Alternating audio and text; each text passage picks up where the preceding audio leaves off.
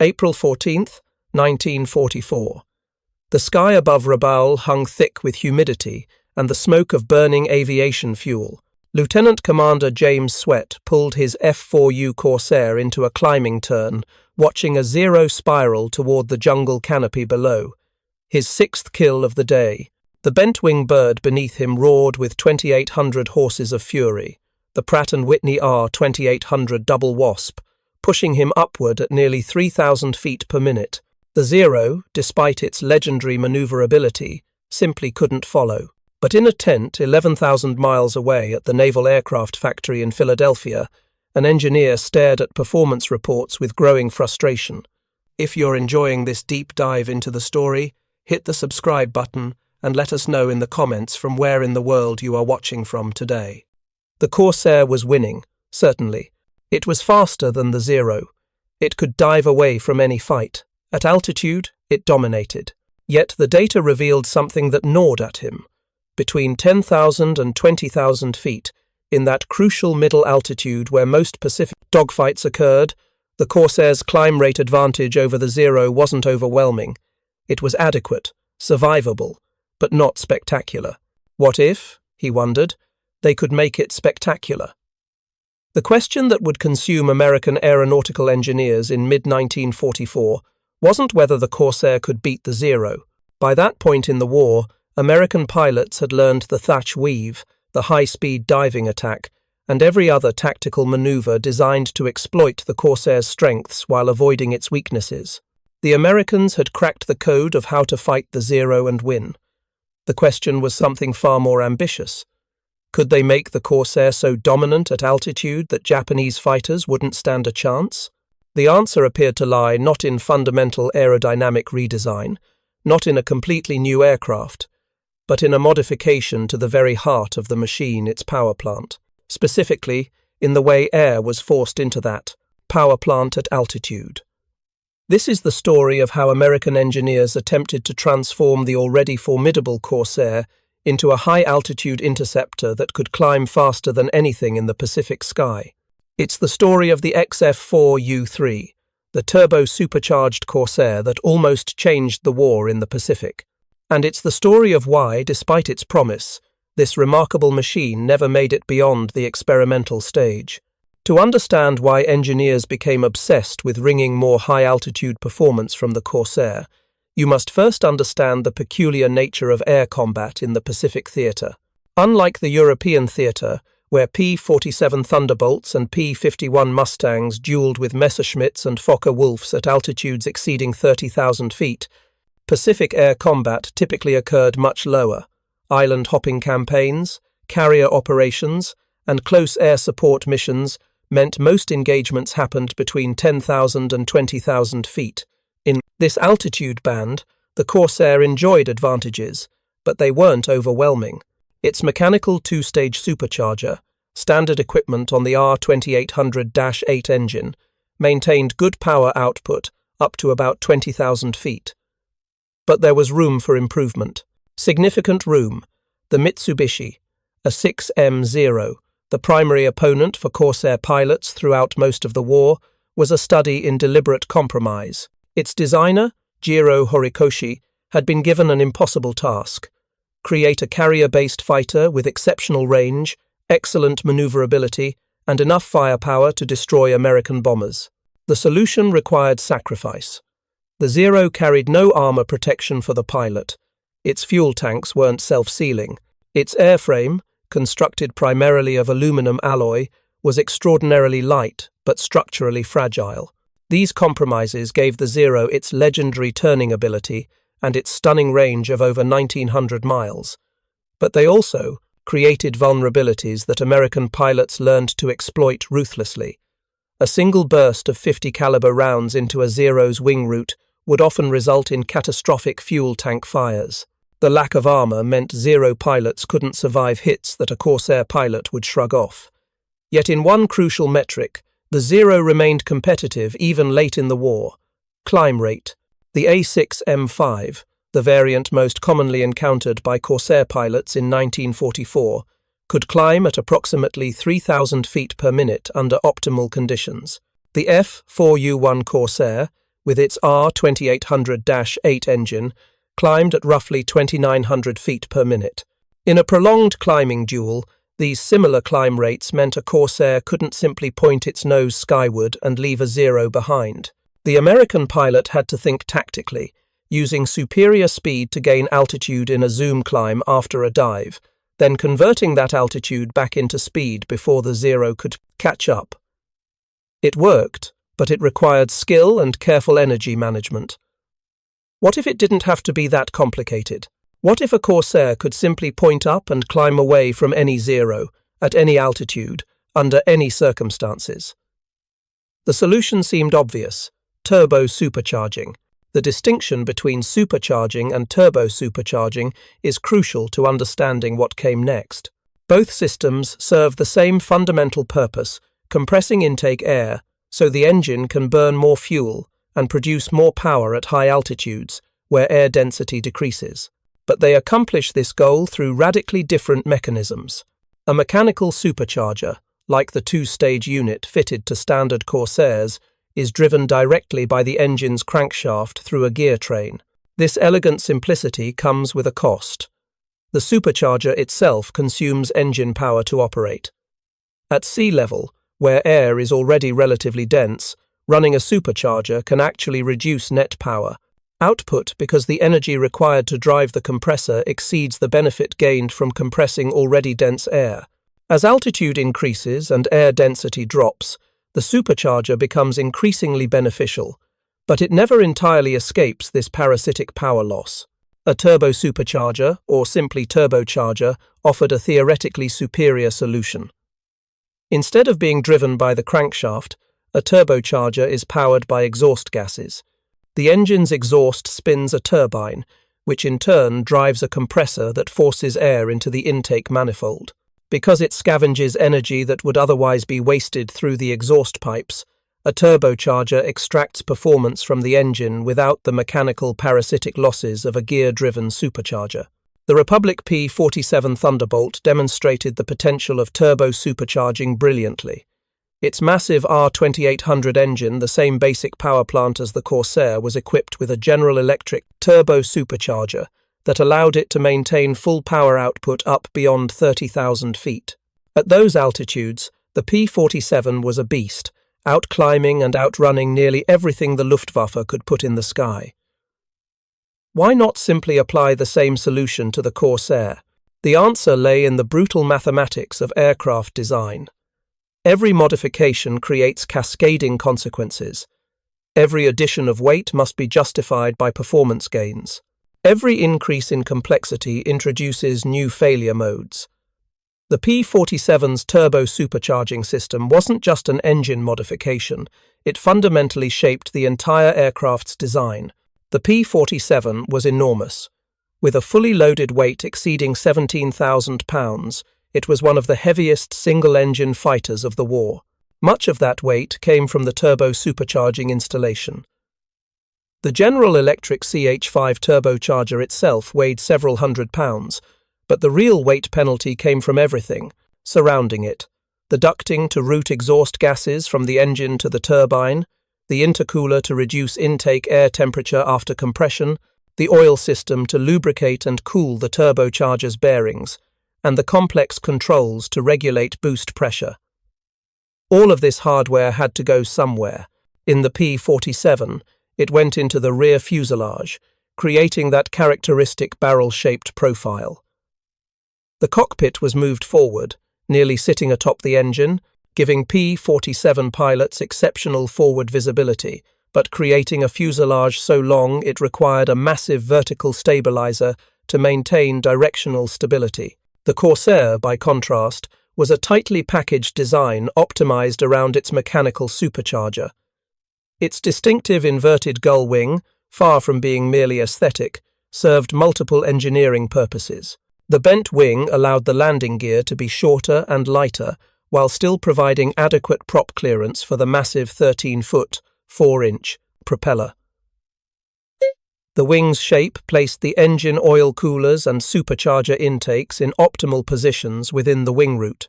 Cramming a turbo supercharger installation into this already tight package would require fundamental redesign. The question facing engineers in early 1944 was whether the performance gains would justify the effort, weight, and complexity.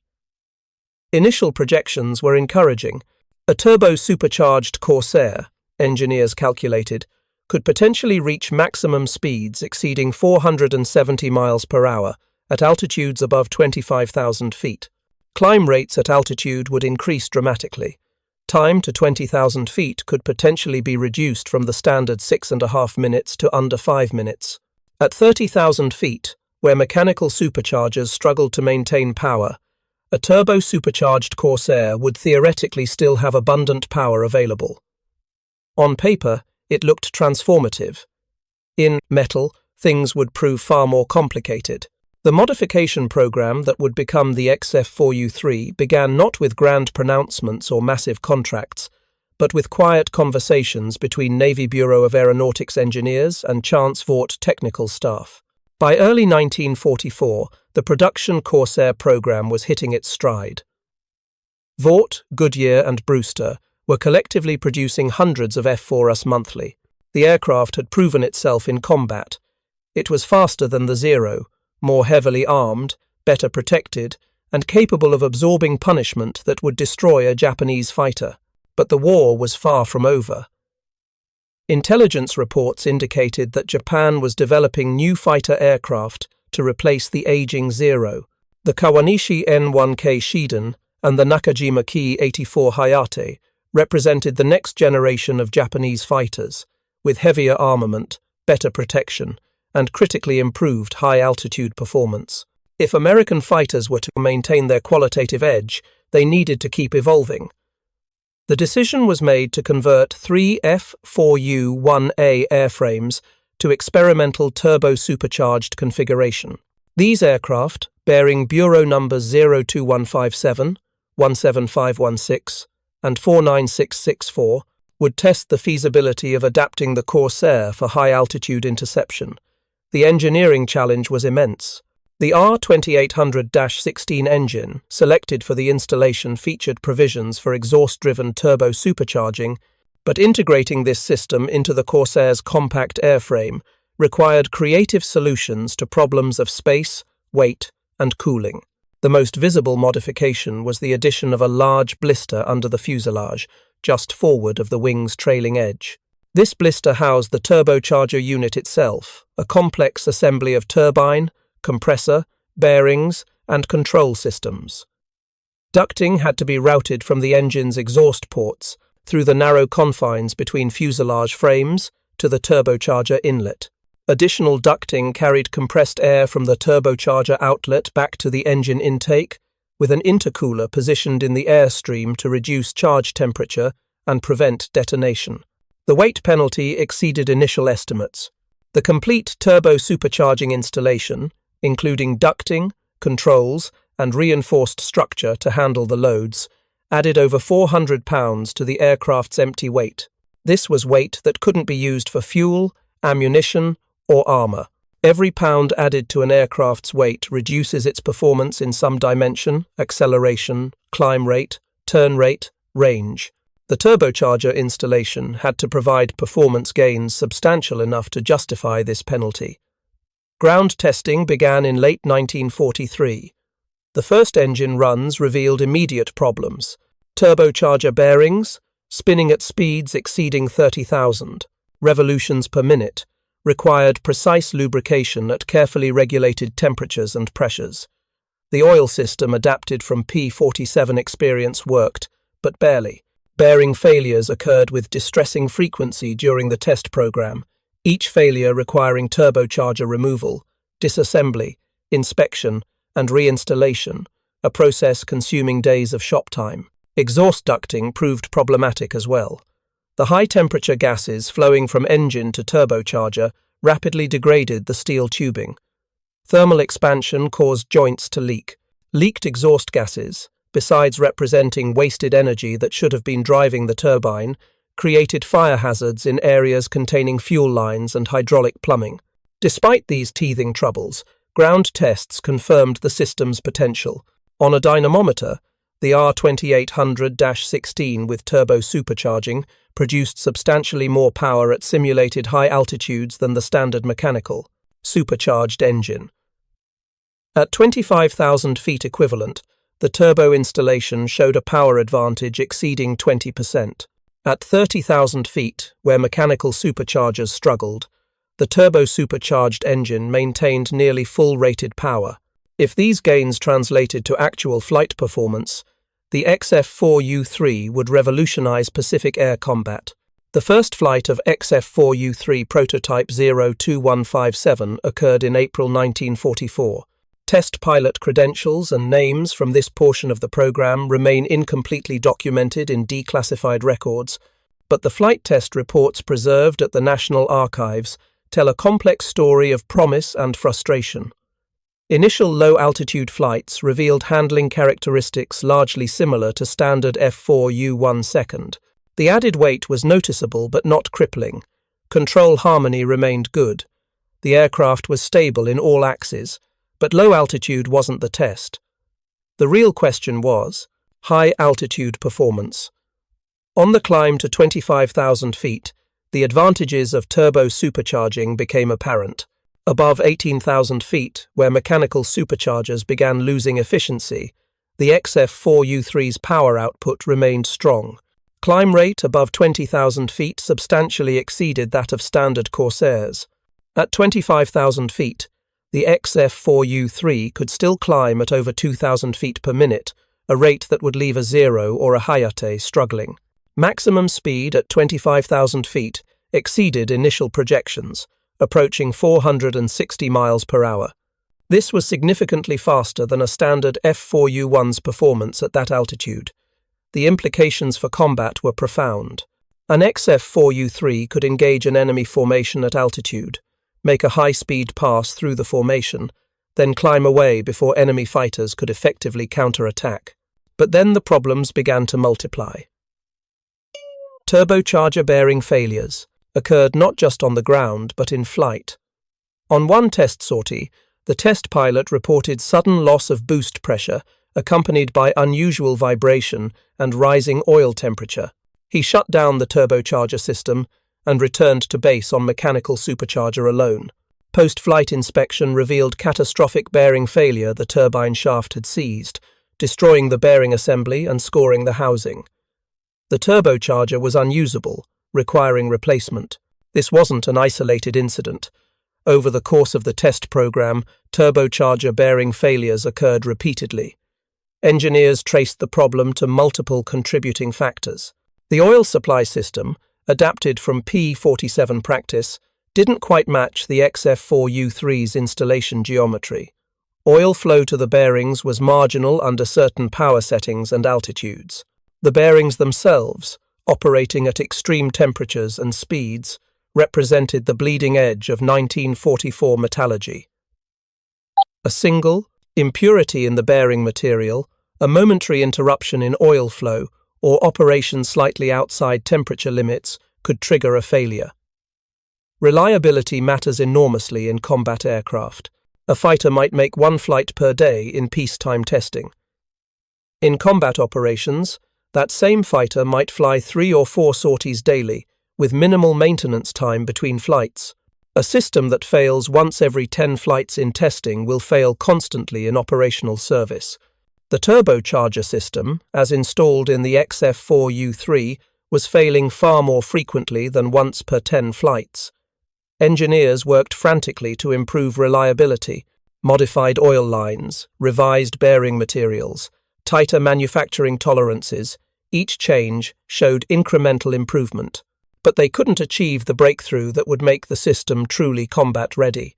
Each test flight ended with anxious moments during the post-flight inspection, checking for signs of bearing distress or exhaust. Leakage. Meanwhile, another program was progressing in parallel, the F4U-4 development, using the same R2800-18W engine but retaining conventional mechanical supercharging, was showing remarkable results without the complexity and reliability issues of turbo supercharging.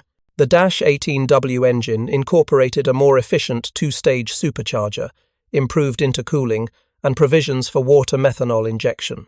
This combination yielded impressive power, increases 2,450 horsepower, with water injection engaged without requiring exotic turbocharger installations. Performance projections for the F4U showed maximum speeds of 448 miles per hour and climb rates exceeding 4,000 feet per minute at sea level. While these figures didn't quite match the XF4U3's projected high-altitude performance, they came remarkably close, and the F4U4 could achieve this performance with a proven, reliable power plant that maintenance crews already understood. The comparison was brutal. The XF4U3, with its experimental turbo supercharging, might edge out the F4U4 at altitudes above 25,000 feet. But below that altitude, the F4U4 was actually faster and climbed better thanks to its lower weight and more efficient mechanical supercharger. Given that most Pacific combat occurred below 25,000 feet, the F4U4's performance envelope matched operational requirements more closely. If you find this story engaging, please take a moment to subscribe and enable notifications. It helps us continue producing in-depth content like this. Cost entered the equation as well. Each XF4U3 conversion was a hand-built prototype, requiring hundreds of hours of skilled labor to fabricate custom ducting, modify airframes, and install systems.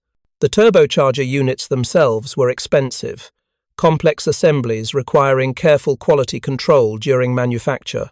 By contrast, the F4U4 used an engine that, while improved, could be manufactured on existing production lines with minimal tooling changes. In wartime, these factors matter enormously. America's industrial capacity was vast but not unlimited. Every hour of skilled labor spent building experimental high-altitude fighters was an hour not spent building conventional fighters, bombers, or transports. Every pound of strategic materials, nickel alloys for turbocharger turbines, high-grade steel for exhaust ducting allocated to the XF4U3 program was a pound unavailable for other weapons programs. The decision facing naval aviation planners in mid-1944 wasn't simply which airplane is better. It was which airplane provides the best balance of performance, reliability, cost, and production feasibility. When framed that way, the answer became clearer, if no less disappointing for the engineers who had poured months into the turbo supercharger program. Testing continued through the summer of 1944, but with diminishing enthusiasm.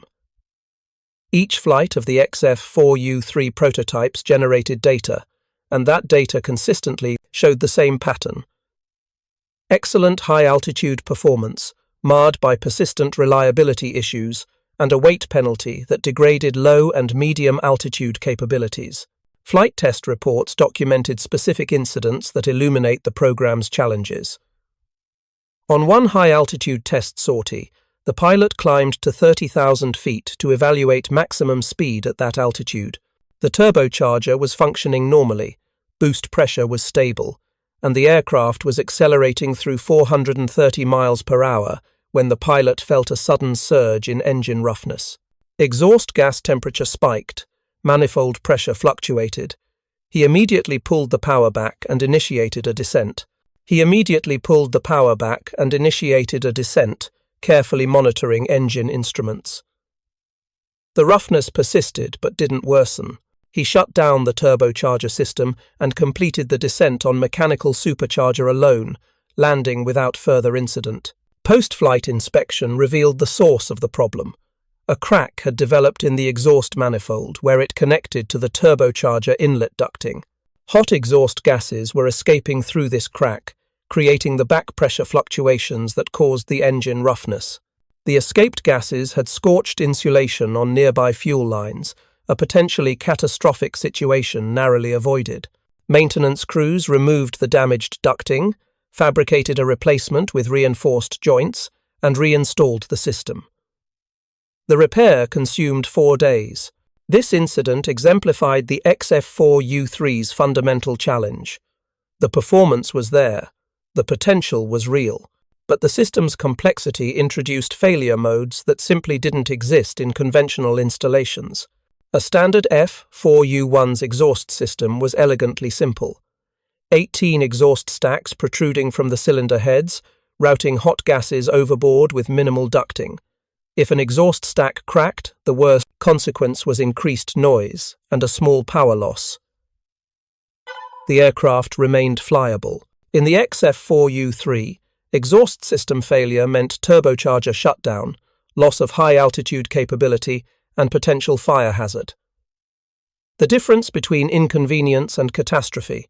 By September 1944, the program's fate was effectively sealed. The Bureau of Aeronautics issued a formal evaluation comparing XF4U3 test results against F4U4 performance predictions. The document, preserved in National Archives records, made several key findings.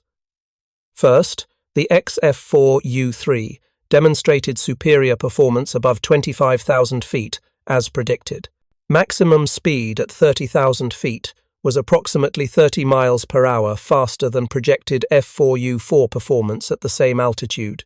Climb rate advantage at high altitude was substantial, roughly 20% better than the F4U4. Second, below 23,000 feet, the F4U4 matched or exceeded XF4U3 performance in every metric. The mechanical supercharger's lower weight penalty and better low-altitude efficiency gave the F4U4 advantages in the altitude band where actual combat occurred. Third, turbocharger reliability remained unacceptable for operational service. The mean time between turbocharger-related failures was calculated at approximately 8 flight hours. For comparison, acceptable reliability for operational fighters required mean time between failures exceeding 100 hours for major systems. Fourth, maintenance requirements for the turbocharger installation far exceeded those of conventional mechanical supercharger systems. Specialized tools, training, and parts availability would be required at every operational base. In the Pacific Theater, where forward bases often operated under austere conditions with limited maintenance infrastructure, this represented a significant practical obstacle. The conclusion was stark. While the XF4U3 demonstrates noteworthy high-altitude performance characteristics, the program should be terminated in favor of the F4U4, which offers acceptable performance across a broader operational envelope with superior reliability and reduced logistical complexity. The order to cease XF4U3 development was issued in October 1944. The 3 prototype aircraft were to complete their current test programs, then be relegated to secondary duties. No production orders would be issued. Resources previously allocated to turbocharger development would be redirected to F4U4 production acceleration. For the engineers who had wrestled with exhaust ducting layouts and bearing lubrication systems, the cancellation was bittersweet. They had proven the concept worked. A Corsair could be made to perform brilliantly at high altitude through turbo supercharging. But brilliant high-altitude performance wasn't enough if it came at the cost of reliability, weight, complexity, and degraded performance, where combat actually occurred. The XF4U3 prototypes flew a handful of additional sorties in late 1944 and early 1945, mostly gathering data for other programs. One aircraft was used to test a new radio compass installation. Another served as a testbed for revised aileron designs. The turbocharger systems, when they functioned, were impressive, but increasingly, test pilots flew these aircraft with turbochargers disabled, treating them as conventional F4U1 second, with extra weight and complicated plumbing that served no purpose. By war's end, the 3 XF4U3 prototypes had been retired from flight status. They sat on airfields, gradually being stripped of useful components for installation in operational aircraft. The turbocharger installations, so carefully fabricated and painstakingly tested, were removed and scrapped. No museum preserved a complete XF4U3. No airworthy example survived. The most tangible legacy of the program exists in photographs, engineering drawings, and test reports archived in manila folders at the National Archives. Yet the program wasn't a complete failure, even if it never produced operational aircraft. The XF4U3 test program generated valuable data about turbocharger installations in compact airframes. Engineers learned which ducting designs worked and which didn't. They identified bearing materials and lubrication systems that showed promise for future development. They discovered thermal management techniques that would prove useful in later turbocharged and turbocharged applications. More broadly, the XF4U3 program exemplified a crucial aspect of wartime aircraft development: the willingness to experiment, test radical concepts, and objectively evaluate results even when those results contradicted initial hopes. Not every experimental program succeeds. Not every promising idea translates into operational hardware, but each program, successful or not, generates knowledge that informs future efforts. The F4U4, beneficiary of the XF4U3's cancellation, entered service in October 1944 and proved to be everything the Navy needed. It was faster than earlier Corsairs, climbed better, and retained the rugged reliability that made the Corsair a favorite among pilots and maintenance crews. By war's end, over 2,000 F4U4 seconds had been built. They served throughout the Korean War, with some examples remaining in service with smaller air forces into the 1960s. Against the Zero, the F4U4 was devastating. The performance gap that had been manageable in early Corsair models became a chasm. Marine and Navy pilots flying F4U4 seconds could engage Zero formations at will, dictating the terms of combat. The climb rate advantage meant Corsairs could gain altitude rapidly after takeoff, positioning themselves above incoming raids. The speed advantage meant they could dive through enemy formations, guns blazing, then climb away before Japanese fighters could react. The combat record speaks clearly. Corsair pilots claimed over 2,000 Japanese aircraft destroyed in air-to-air combat against fewer than 200 Corsairs lost to enemy fighters.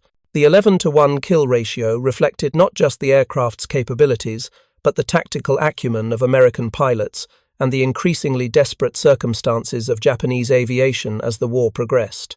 Would the XF4U3, had it entered service, have improved this already impressive record? Perhaps marginally. At the altitudes where Japanese bombers operated, typically between 15 and 20,000 feet, the F4U4's performance was more than adequate.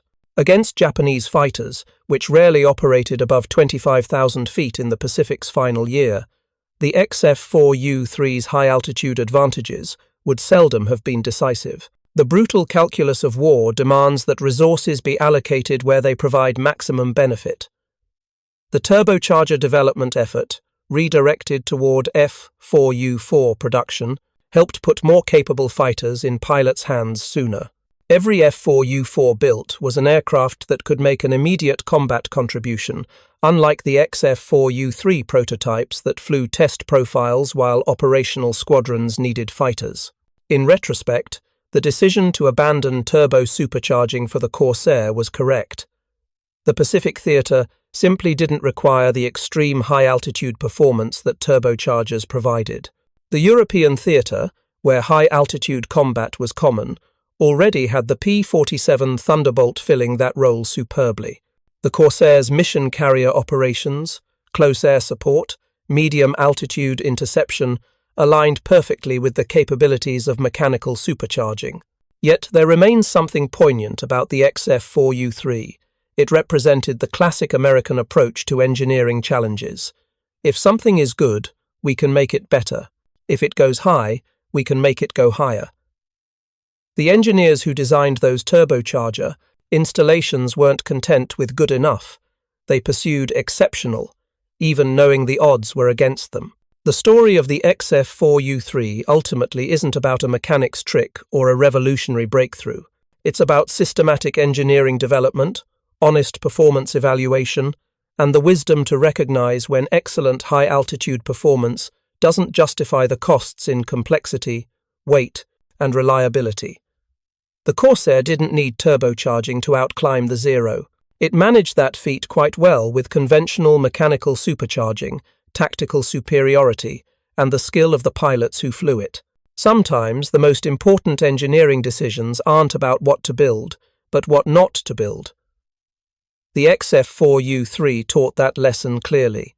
The legacy of the XF4U3 extends beyond its immediate cancellation into broader questions about innovation, risk, and the nature of technological progress during wartime. In peacetime, experimental programs can afford to the faith. Pursue marginal improvements through extended development cycles. During war, every decision carries immediate consequences, measured in lives saved or lost, battles won or forfeited, resources efficiently deployed or squandered. The men who approved the XF4U3 program in early 1944 weren't fools chasing an impossible dream. They were experienced engineers and naval officers making rational decisions based on available information. Intelligence reports suggested Japanese aircraft development was accelerating. New fighters with improved high-altitude capabilities were entering service. The possibility that Pacific air combat might shift toward higher altitudes seemed plausible. Had that shift occurred, the XF4U3 might have found its niche. A squadron of turbo-supercharged Corsairs, stationed at a major base with adequate maintenance facilities, could have served as high-altitude interceptors, engaging Japanese bombers and reconnaissance aircraft at altitudes where conventional fighters struggled. The performance was there, the capability existed. But war rarely unfolds according to predictions. Japanese strategic bombing efforts in the Pacific's final year were negligible. High-altitude reconnaissance missions occurred, but infrequently enough that conventional fighters scrambled with sufficient warning could intercept them. The anticipated high-altitude threat never materialized on a scale that justified specialized interceptors. Moreover, by late 1944, American strategic priorities in the Pacific had shifted decisively toward offense. Carrier task forces were striking Japanese positions across the Pacific. B-29 superfortresses were beginning their systematic destruction of Japanese industrial capacity. The question facing American planners wasn't, how do we defend against Japanese high-altitude attacks, but rather, how do we most effectively support our offensive operations? In that context, the Corsairs' versatility mattered more than specialized high-altitude performance. The F4U4 could strafe ground targets, provide close air support for amphibious landings, escort bombers, intercept kamikaze attacks, and engage enemy fighters across a wide altitude range. It was a multi-role fighter that could adapt to changing tactical requirements. The XF4U3, optimized for high-altitude interception, would have been less versatile.